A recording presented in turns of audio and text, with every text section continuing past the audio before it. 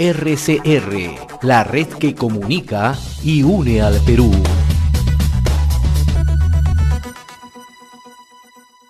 Como cada sábado ya le damos la bienvenida al doctor Herbert Cuba García. Él es especialista en política de salud pública, columnista del portal de opinión El Montonero y también columnista habitual a través de RCR, Red de Comunicación Regional. Doctor Herbert Cuba, qué gusto saludarlo. Muy amable como siempre. Muy buenos días y un saludo a través suyo a todo el país. En primer lugar vamos a conversar acerca de su reciente libro, ¿no? El libro La pandemia en el Perú, ¿no? Acciones, impactos y consecuencias del COVID-19. Y como usted bien lo dice en la introducción, se trata de un libro que describe y analiza la vorágine, ¿no? El devenir día a día, ¿no? De esta pandemia en nuestro país y que usted bien la interpreta, ¿no? En cada artículo, siguiendo una línea de tiempo y siguiendo la situación que se ha venido reflejando en el país, ¿no? ¿Qué nos brinda como lectura obligada este libro, doctor Herbert Cuba?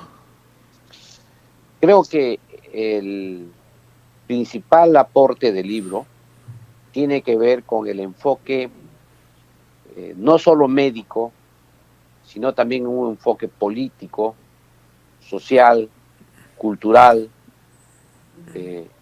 de la pandemia. Es decir, es el reconocimiento explícito que la pandemia o una epidemia en general es también un hecho político y no solamente un tema médico. Ese es el principal concepto que se tiene que tener. El segundo aspecto es el abordaje. El abordaje basa en la estrategia general del gobierno, no solamente en la estrategia sobre el Ministerio de Salud o sobre el sector, sino tiene una mirada amplia de la política nacional de salud, de la política general de gobierno e inclusive de los aspectos constitucionales y quizá más allá de eso, inclusive los aspectos geopolíticos de la salud. En consecuencia, esa mirada amplia es la que aporta el texto. El otro aspecto, como tercer tema, es que es el día a día. ¿Y esto qué significa? Que no hay tiempo para sacar conclusiones generales y tampoco hay tiempo para hacer evaluaciones generales. Y como consecuencia traduce el debate cotidiano que había en cada una de las circunstancias y aporta una mirada crítica del autor, en este caso, mi aporte, es en el sentido de señalar, uno, lo que hace bien el gobierno, lo que hace bien el sector, dos, lo que hace mal, y tres, cuáles serían las propuestas alternativas que uno presenta en cada circunstancia. Y como es natural, es un texto que sigue un hilo conductor, es decir, qué es lo que el Perú necesita, qué es lo que el Perú quiere, qué es lo que la población, que en este caso requiere atención médica de calidad. Y este hilo conductor parte, en primer lugar, por señalar que uno de los más grandes logros que tiene la sociedad contemporánea es la seguridad social universal, es decir, aquel mecanismo que logra darle atención médica a todos los peruanos, a todos los residentes en el Perú, pero además que recibe prestaciones económicas y sociales para que precisamente puedan hacer el valer el derecho a la salud. En salud, como en ningún otro sector, se nota con claridad que no basta tener el derecho, sino que además ese derecho tiene que ser financiado para que la gente realmente tenga el derecho. Tiene que ser organizado desde fuera para que realmente ese derecho sea un derecho positivo, un derecho que lo pueda usar la población. Y en este caso concreto, todas las tendencias que ha habido en el debate ha tenido como fin solamente decir que tú tienes derecho a la salud, pero de ahí tener el derecho a ejercer el derecho tiene un condicionamiento social, económico, cultural, a veces hasta político, a veces hasta administrativo, para que la gente tenga ese derecho. Y todos esos problemas que se tienen los resuelve un modelo, que es el modelo de la seguridad social universal. Ahora, doctor Rogelio de Cuba, a 16 meses de la emergencia por la pandemia en nuestro país, ¿no? Y siguiendo el hilo conductor de su libro, La pandemia en el Perú, acciones, impactos y consecuencias del COVID, yo voy a retomar algo que usted ha dicho, ¿no? Que usted busca justamente poner énfasis en lo bueno que se hizo, en lo malo que se hizo y en las soluciones, ¿no? Vamos con las tres premisas. La primera, ¿qué es lo bueno desde su punto de vista que se ha hecho en esta pandemia? Luego nos explica qué errores se han cometido, qué es lo malo, y el último aspecto, qué soluciones se pueden plantear. Mira, el principal problema, el principal aspecto positivo que tuvo el gobierno, que tuvo todo este periodo, es que se focalizó y se centró en que el problema fundamental del país era la salud, y como consecuencia de esa explicación, se conoció por fin que la salud es la resultante de toda la existencia social de los pobladores. Es decir, de cómo nacen, cómo viven, cómo se alimentan e inclusive cómo fallecen. Todas esas formas en que vive la gente, ese resultado de cómo lo hace es la salud. Y esto creo que ha sido el principal ventaja que ha dado esta pandemia, y que el gobierno ha tenido que verlo así. Y como lo señalo en el libro, le ha costado trabajo. Si uno ve lo que ocurría en marzo del año 2020, cómo enfocaba el gobierno la pandemia, y uno ve progresivamente marzo, abril, mayo, en junio ya comprendieron que el fenómeno era un problema global, nacional, y que tenían que enfrentarlo de esa manera como le explico. Creo que ese es el principal ventaja que tuvo el gobierno en reconocer, ¿no?, que el problema de la salud es la resultante de toda la extensión social, y que finalmente el mejor funcionario para luchar contra la pandemia era el propio presidente de la República y el Ministerio de Economía y Finanzas. Creo que esos son los aspectos esenciales que se tuvo en cuenta. En otros países vecinos hasta se demoró más tiempo. Eso sí, en el Perú se logró ese primer objetivo. Creo que eso fue una enorme ventaja. Y creo que la segunda ventaja que se tuvo fue una buena relación que hubo del gobierno con la población. Creo que ahí hubo un liderazgo asertivo de la población, a tal punto que aceptaron las cuarentenas, aceptaron que la gente esté en sus domicilios, acataron disciplinadamente, sobre todo en la primera etapa, estas medidas. Y el tercer tema que creo que ha sido muy importante es que se incrementaron los fondos efectivamente para luchar contra la pandemia. Y la parte que hay que resaltar también es que, a pesar de las deficiencias que tenía el sector, estos fondos sirvieron para poder mejorar la capacidad de respuesta. No nos olvidemos que empezamos la lucha contra la pandemia con 200 camas UCI, por ejemplo.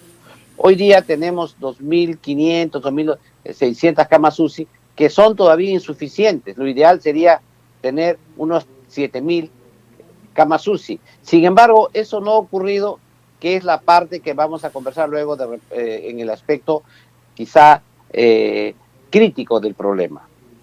Y el último tema que yo quisiera señalar como un aspecto positivo tiene que ver también el empeño del gobierno en que aquí en el Perú se desarrolle el desarrollo de la ciencia, y en este caso se dio las facilidades para que se realicen ensayos clínicos en el Perú, no solamente los ensayos clínicos de Sinopharm, hay otras vacunas y otros medicamentos que también se investigan y se han investigado en el Perú. Creo que ese también es abrir ese abanico para la investigación científica, fue positivo. Es evidente que ese deseo, luego como veremos en el aspecto crítico, no se ha llevado a cabo de la mejor manera. Sin embargo, creo que esos son los aspectos que podríamos nosotros señalar como aspectos positivos. Hay que señalar, por ejemplo, que en el año 2020 se aumentó hasta 7.000 millones el presupuesto del sector salud, que es poco en una pandemia. Sin embargo, ese incremento ha existido. El problema que vamos a ver luego como aspecto crítico es cómo se gastó ese dinero, que es lo que quizá podemos Allí me conversar. gustaría ingresar justamente al aspecto crítico, ¿no? O sea, ¿cuáles han sido las deficiencias hasta el momento que usted observa en la intervención de la COVID en nuestro país? El primer concepto fundamental fue que el gobierno, mientras se daba cuenta que había una pandemia, no leyó el mundo, no leyó lo que pasó en China, lo que pasaba en Europa, y nosotros tuvimos una ventaja de casi 3 meses para empezar en Perú la lucha contra la pandemia, que no la aprovechamos en modo suficiente. Se dieron el lujo inclusive de que algunos sistemas de protección personal salieran del Perú y exportados a otros países, porque aquí en el Perú había stock, sin pensar que luego eso íbamos a necesitar, iba a haber escasez en el mundo. El otro tema que se tuvo es que se hizo una mala estrategia, que creo que es el error fundamental del gobierno. Se priorizó el enfoque hospitalario, militar, policial, en detrimento del enfoque comunitario con el fortalecimiento del primer nivel de atención. Y aquí me quiero referir al enfoque hospitalario, militar y policial. El enfoque hospitalario, ¿qué significa? Una posición pasiva de la respuesta sanitaria, que esperas en el hospital que los pacientes te lleguen a él. Y además, que ahí le das la medicina más cara que hay. Unidad de cuidados intensivos, medicamentos caros, personal altamente calificado, intensivistas, todo eso que era escaso en el país. Eso fue. Y el segundo tema, ¿por qué es militar y policial? En primer lugar, porque se introdujo en el sistema el trabajo directo del Ministerio de Defensa y las Fuerzas Armadas para lo que se llamó la Operación Taita. Y segundo lugar, porque se introdujo directamente las cuarentenas con cuidado policial, y ustedes recordarán, parece, ahora uno olvida, pero uno lo va a ver en el texto, los arrestos, las retenciones cuando estaba uno en la calle, inclusive había sanción penal, multas que se colocaron en su momento para que la gente respete estas cuarentenas que se hicieron en su momento. Es decir, era una estrategia hospitalaria, militar y policial. Esta estrategia evidentemente no dio resultados. Y tan no dio resultados es que al final la propia población ha rechazado el término cuarentena, porque llevó a las crisis que hemos conocido. La principal crisis sanitaria se transformó en secundaria, porque pasó a ser la principal, la crisis económica. Y la crisis económica, que fue la principal en su momento, ha pasado ahora a una tercera crisis, que es la crisis social que vive el país.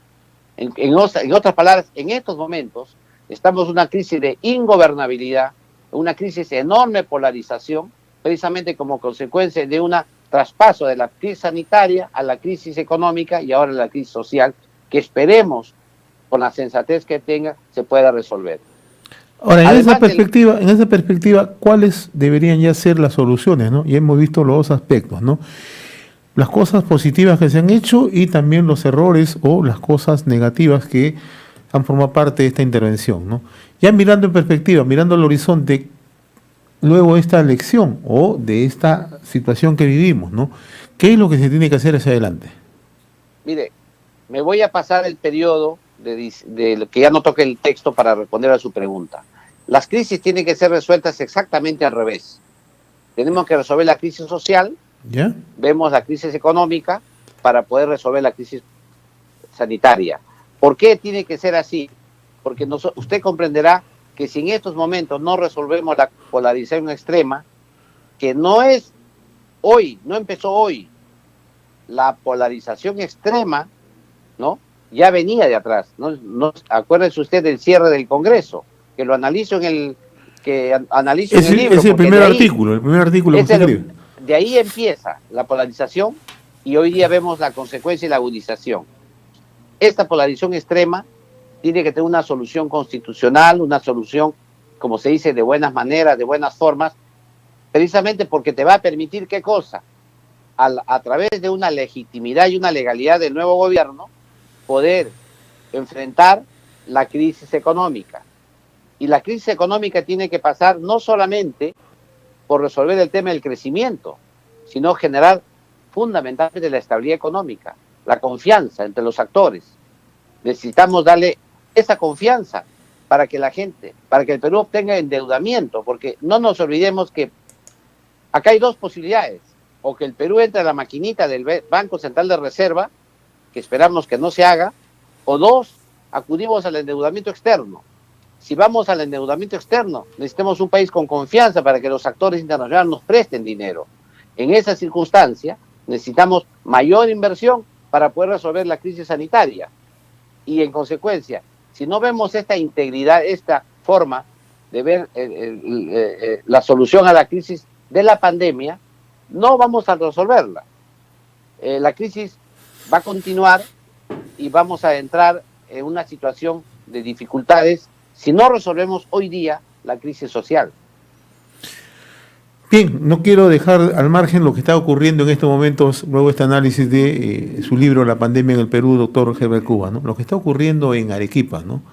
No le hemos puesto atención a un tema tan primordial, ¿no? Los arequipeños en estos momentos están reclamando con justificada razón que nunca se les hizo caso. Voy a poner algunos antecedentes, ¿no? Cuando era presidente, Martín Vizcarra llegó hasta en 2 o en 3 oportunidades provisto de toda una parafernalia a Arequipa, ¿no? Llegaba con los ministros de Estado, hacía ofrecimientos y nunca se cumplió. Y lo que le reclamaban el Colegio Médico Regional en Arequipa era que tenía que impulsar un trabajo directo en el primer nivel de atención, en el nivel primario. Nunca se hizo, ¿no?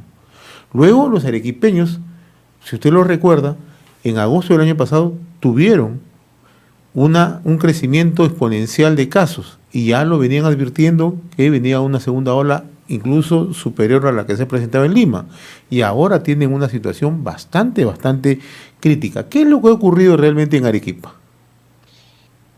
Mire, en Arequipa hay que mirar el tema de Arequipa como el modelo de lo que el modelo exagerado de lo que ha ocurrido en todo el Perú.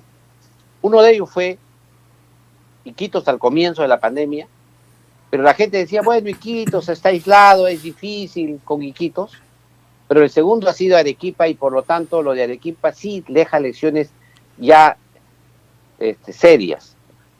El primer tema que hay es la fractura que hay entre el gobierno nacional y el gobierno regional y el gobierno local. Esa fractura hace que las relaciones de correspondencia que debería existir, de corresponsabilidad que debería existir entre los 3 niveles de gobierno, no se realice. Esto es un error del proceso de descentralización, porque según la ley de base de descentralización, las funciones deben ser compartidas y lo que se comparte no se transfiere. Y en este caso fueron transferidas las funciones a los gobiernos regionales, rompiendo la cadena de mando, rompiendo la cadena de corresponsabilidad que debe haber en los 3 niveles de gobierno. El segundo tema es que el Perú es un país fragmentado y segmentado en salud. ¿Qué significa? Que las instituciones que realizan salud en el país están en varios ministerios. En el Ministerio de Trabajo está Salud. En el Ministerio de Defensa están las sanidades militares. En el Ministerio del Interior está la sanidad policial. En el Ministerio de Salud está las instituciones del Ministerio de Salud. Y cada una de estas instituciones públicas tienen sus propias normas. Eso fragmenta la atención y hace difícil que haya una cooperación entre sectores. Y el otro tema es la segmentación, que significa que cada sector económico tiene su propio sistema de salud. De tal manera que usted tiene un seguro social de salud para el segmento B, C, y quizá ahí un poquito de D. El SIS atiende, el Seguro Integral de Salud atiende a los segmentos más pobres, es un seguro de pobres. Y el segmento AB, que se atiende también en salud, pero también se atiende en los sectores privados. Entonces, esta segmentación hace difícil el trasvase de equidad, de justicia, y lo que En una pandemia lo que resuelve es se incrementan, como es natural, la segmentación. Es más, la propia formación del Seguro Integral de Salud ha contribuido a incrementar esta segmentación. Y esto se ha visto también en Arequipa. Y las controversias han sido terribles, porque incluso hubo la tentativa, acuérdense usted, del conato de estatización de las clínicas, precisamente para romper este mecanismo de segmentación que hace que frente a la opinión pública se vea como una terrible injusticia.